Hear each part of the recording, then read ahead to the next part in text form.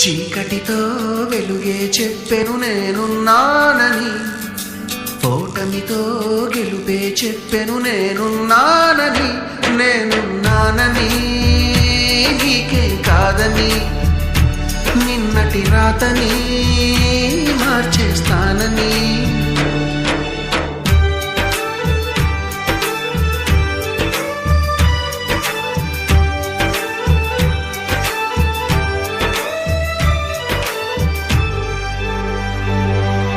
తగిలే రాళ్ళని పునాది చేసి ఎదగాలని, తరిమే వాళ్ళని హితులుగా తల